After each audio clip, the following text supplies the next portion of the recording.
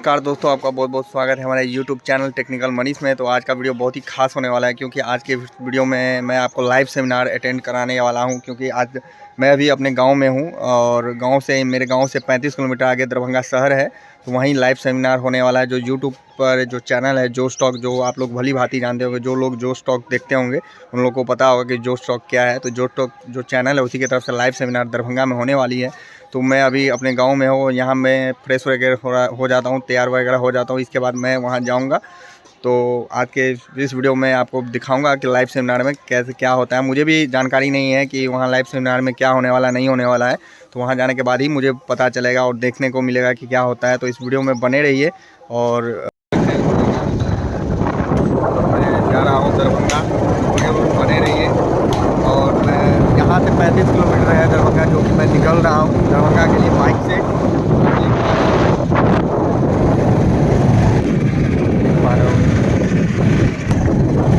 देख पा रहे होंगे और आप उधर भी आप देख सकते हैं।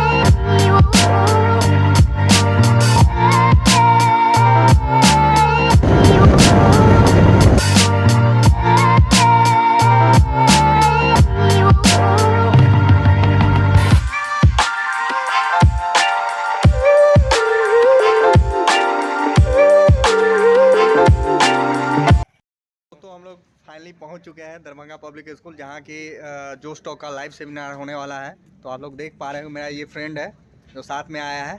और इस वीडियो में आप लगातार बने रहिए, एक पर एक मैं आपको यहाँ पूरा दिखाने वाला हूँ, लाइव दिखाने वाला हूँ। लोग देख पा रहे होंगे कि हम लोग दरभंगा पब्लिक स्कूल में यहाँ पहुँच चुके हैं। और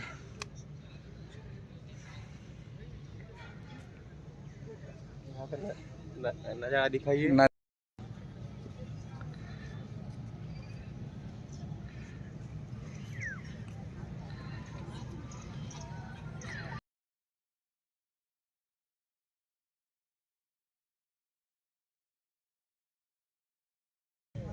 देख सकते हैं कि एक वेरिफिकेशन के तौर पे यहाँ पे आप वेरीफाई के लिए सीट बुक हो जा रहा है।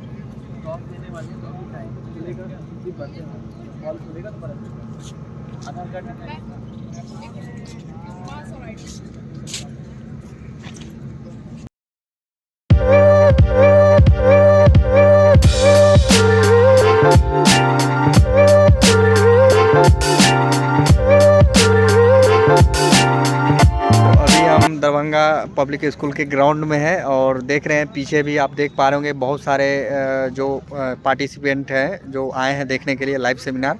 तो यहाँ पे काफ़ी ज़्यादा भीड़ है और सब अभी अपने अपने में लगे हुए हैं, कुछ फ़ोटो वगैरह क्लिक करवा रहे हैं। जो एक जो स्टॉक का एक है बना हुआ है जिसमें उसका लोगो है, वो सब मैंने भी बहुत सारा क्लिक करवाया है। और यहाँ पर देख पा रहे होंगे पूरा भीड़ है। मैं ग्राउंड में अभी खड़ा हूँ और कुछ देर में आधे घंटे बाद एंट्री लेगा अंदर, दरभंगा पब्लिक स्कूल के अंदर जाने का मौका मिलेगा। तो अंदर जाके तो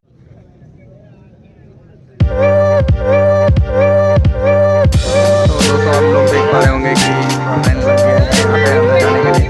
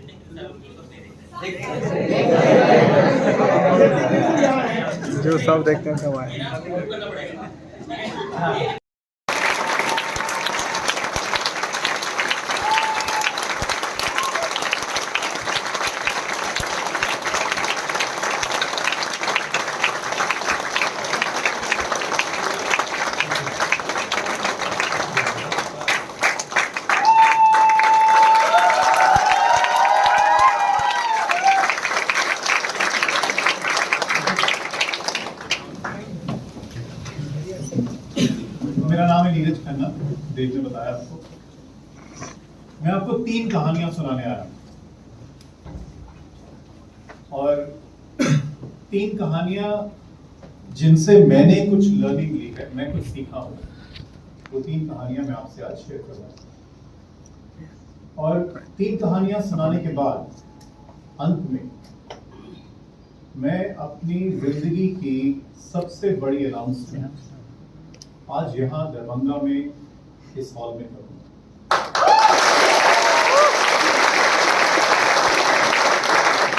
तो पहली कहानी,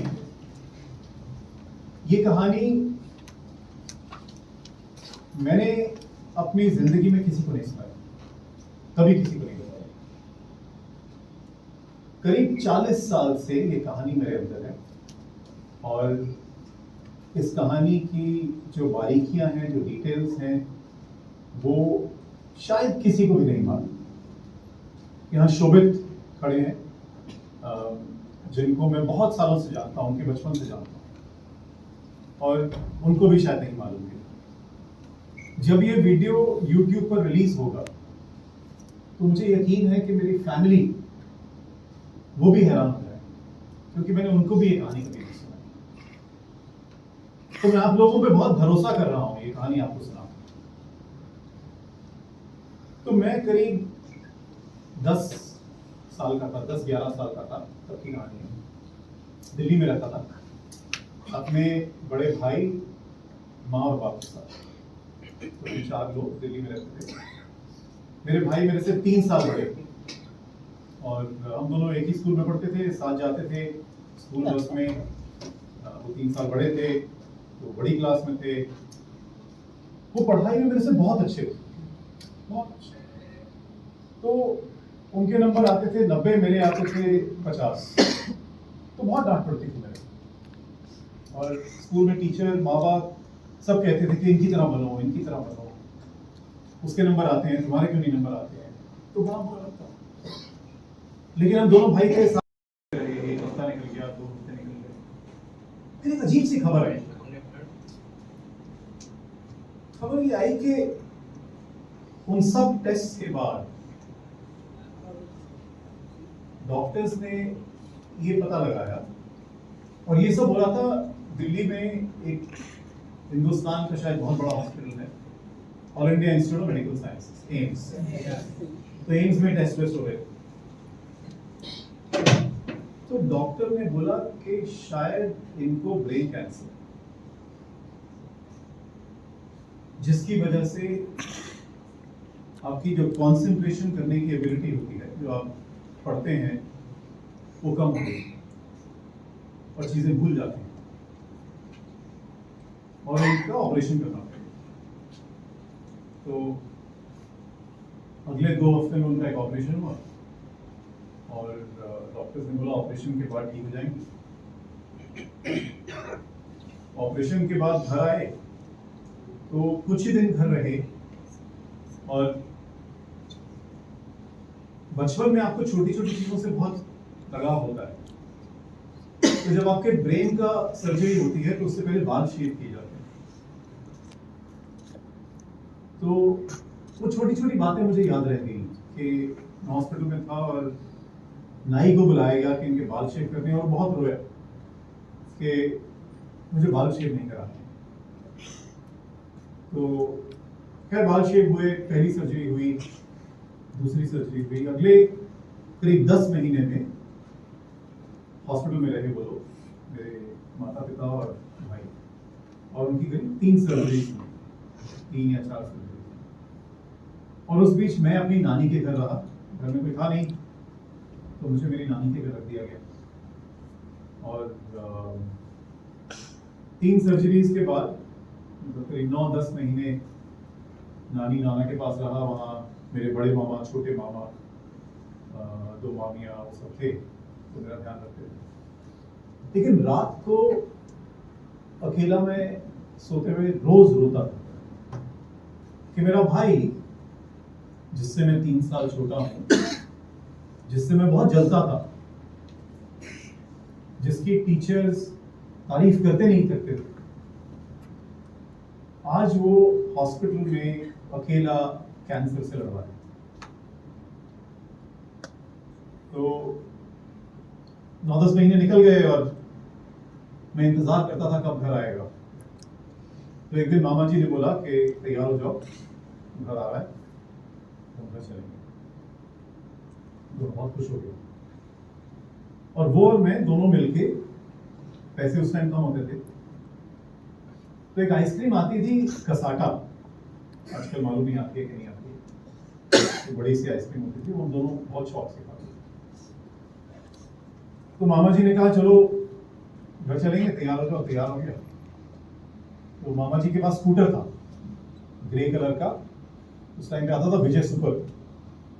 तो छोटे मामा आगे बैठे थे, चला रहे थे, बड़े मामा पीछे बैठे थे, मैं बीच में बैठा था स्कूटर के ऊपर, और हम तीनों जा रहे थे। तो मैंने मामा जी से बोला कि रुके कसाटा ले लें, आइसक्रीम ले लें, हम दोनों खाएंगे। तो उनको जवाब ही नहीं दिया। बुरा लगा मेरे को कि मतलब बच्चे की बात कोई सुनता नहीं। थोड़ा और आगे गए तो मैंने देखा कि घर का रास्ता तो नहीं है, कहीं और ही जा रहे हैं,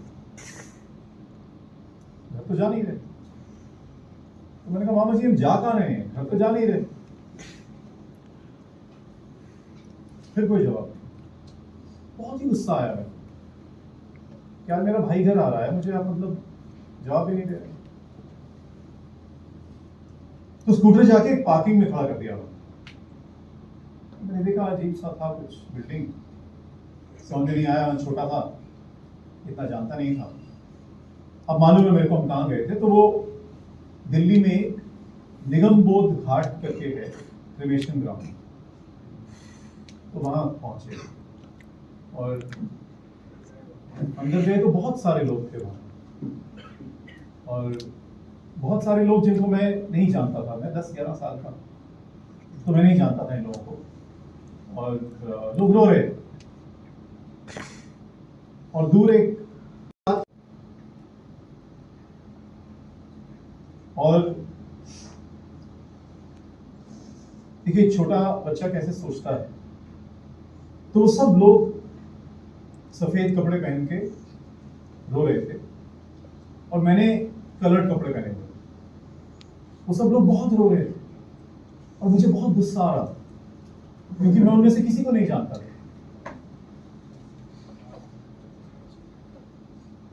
जिसका मतलब है कि मेरा भाई भी उनको नहीं जानता, और वो हमें नहीं जानते थे, तो वो रो क्यों रहे थे? तो मैंने डिसाइड किया कि मैं इनके साथ नहीं रहूंगा। एक अजीब सा गुस्सा था मेरे अंदर, और मैं अपने भाई को देखा वो लकड़ी पे लेटा हुआ है, तो मुझे लगा कितना अनकंफर्टेबल होता होगा, कितना चुभता होगा लकड़ी नीचे से जो वैसे लेटे। तो 10 साल का बच्चा ये सोच रहा है। और जब उनको आग दी, चिता को आग लगाई, तो मुझे लगा कि अब मैं जिंदगी में कभी शायद नहीं हंसूंगा, कभी शायद खुश नहीं हो पाऊंगा, मैं शायद खुश होना ही नहीं चाहता उसके बाद। और घर आ गए। अब मानेंगे नहीं कि मेरे ख्याल से 2 महीने के बाद, 2-3 महीने के बाद, एग्जैक्टली नहीं मालूम कितने टाइम के बाद, पर 2-3-4 महीने के बाद एक दिन टीवी में पिक्चर देख रहे थे, पिक्चर आ रही थी, और मैं बहुत जोर से हंसा, और मुझे अपने ऊपर गुस्सा आया कि मैं हंस रहा हूं। 2 महीने 4 महीने पहले मेरे ब्रदर की डेथ हुई है, और आज मैं हंस रहा हूं। मैं किसी को खुश देखता था, किसी को हंसता हुआ देखता था, तो मुझे बुरा लगता था। लेकिन जिंदगी एक ऐसी चीज है कि वो किसी के लिए नहीं होती। तो मैं उठ के स्कूल जाता था, कॉलेज के बारे में सोचता था, नंबर लाने के बारे में सोचता था, करियर के बारे में सोचता था, और जिंदगी चलती रही। तो मेरी लर्निंग इस पहली कहानी से, जो आज बहुत हिम्मत करके मैंने आप सबके साथ शेयर करी है, मेरी लर्निंग इस कहानी से ये है कि सोचो कम, काम ज्यादा, क्योंकि जिंदगी तो चलती जाएगी। Think less, do more.